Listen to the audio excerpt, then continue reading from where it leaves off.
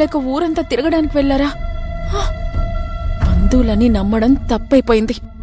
అక్కడికి అమ్మ చెప్తూనే ఉంది, నేనే వినిపించుకోలేదు. వీళ్ళు బంధువులు కాదు, రా బంధువులు.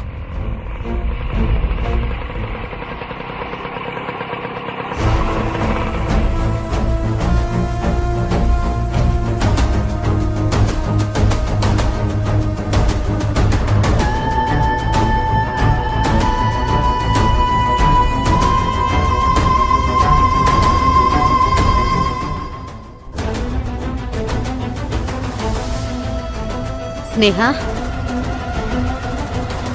ఏమైంది? ఎందుకు అలా ఉన్నావు? ఏం చెప్పనమ్మా, నీ మాట విననందుకు తగిన శాస్తే జరిగింది. కానీ నీకు ఆ విషయం చెప్పలేను, మనసులోనూ దాచుకోలేను. చెప్పమ్మా, ఏమైంది? ఏం లేదమ్మా. మరి ఈ టైంలో బయటెందుకున్నావు? శివయ్యడి?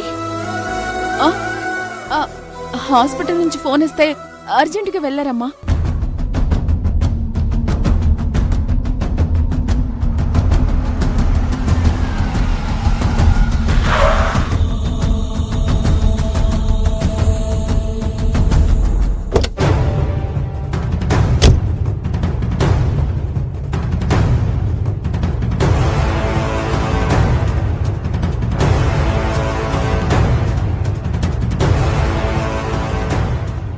బావా, నాటుకోడి బిర్యానీ మాత్రం సూపర్ బావా. చాలా బాగుంది కదా? అవును, నాకు కూడా చాలా బాగా నచ్చింది. వీళ్ళని చూస్తే బయటకెళ్ళొచ్చినట్టున్నారు. మరి స్నేహ శివ హాస్పిటల్కి వెళ్ళాడని ఎందుకు అబద్ధం చెప్పింది? శివ, ఎక్కడికెళ్ళొస్తున్నారు? స్వీటీ బయటికి వెళ్దామంటే తీసుకొస్తున్నానంటే. పైగా అక్క చేసిన వంట కూడా బాలేదు పెద్దమ్మా. అందుకే మేం బిర్యానీ తినేసి మీ అందరికి కూడా పార్సల్ తీసుకొచ్చాం. అదేంటి స్వీటీ, స్నేహ చాలా బాగా వంట చేస్తుంది కదా? అయ్యో లేదతయ్య, ఈ మధ్య చుట్టాలొచ్చిన ఆనందంలో వంట ఎలా చేయాలో మర్చిపోయినట్టుంది. అది సరే శివగారు, ఇంత లేట్ అయిందెందుకు?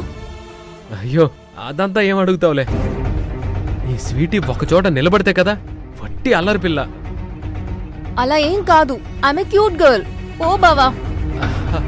ఓకే ఓకే ఓకే, నేను కూడా ఒప్పుకుంటాను.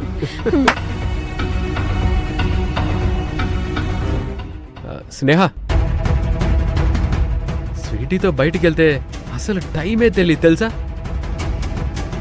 నాకు కూడా బావా. అవునా? అక్క, మమ్మీ డాడీ ఆకలితో ఉంటుంటారు, ఈ బిర్యానీ తీసుకెళ్ళివ్వు. తీసుకో స్నేహ.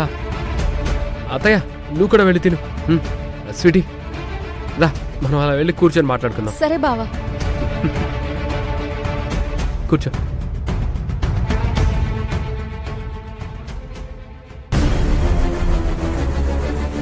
బావా, ఇద్దరం సరదాగా ఒక గేమ్ ఆడదామా?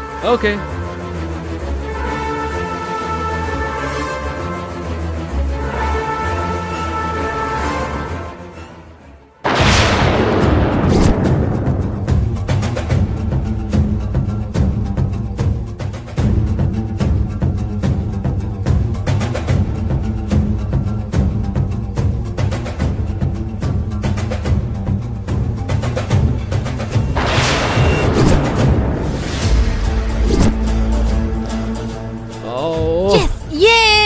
నేనే విన్ అయ్యాను.